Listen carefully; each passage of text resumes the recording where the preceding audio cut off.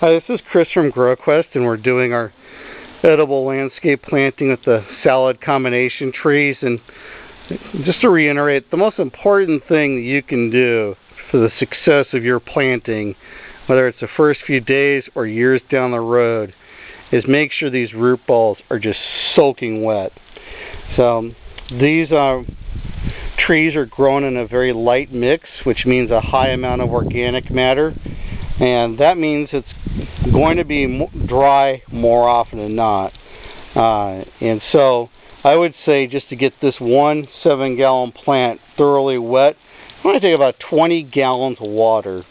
So our assistant here is getting this root ball soaking wet before he backfills it, and that will make sure this tree doesn't dry out, because inevitably what happens is people backfill the hole and then saturate the planting area, but the water will seldom makes it down deep into that root ball.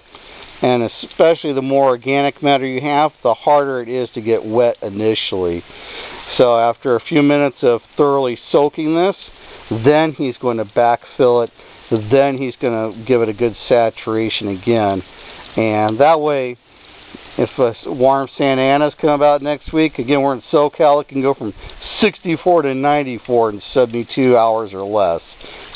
So we want to make sure this plant has a great growth getting into the fall. And so he's got to finish that.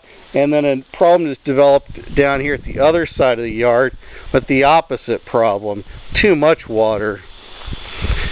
Here we have a beautiful Haas avocado tree in a 15-gallon pot, and the desired location was right up against this wall.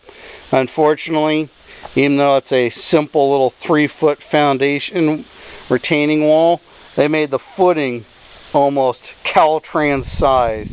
The footing on this little wall is probably about 30 inches out from the wall and about 12 inches deep. I have no idea what kind of crazy specifications they're working with here, but there's no way you want to plant an avocado tree in this environment. Again, your most important issue with avocados, they love water. You could grow things hydroponically, but they do not want to sit in water without being able to breathe in.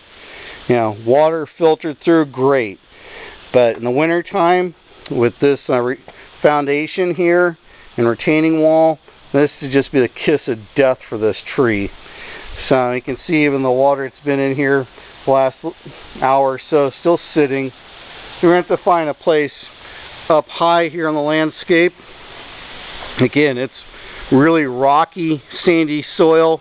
Avocado tree will thrive up here as long as it gets regular watering, but you don't want to have it stuck here at the base of a retaining wall with a Caltrans-like foundation sticking out on it.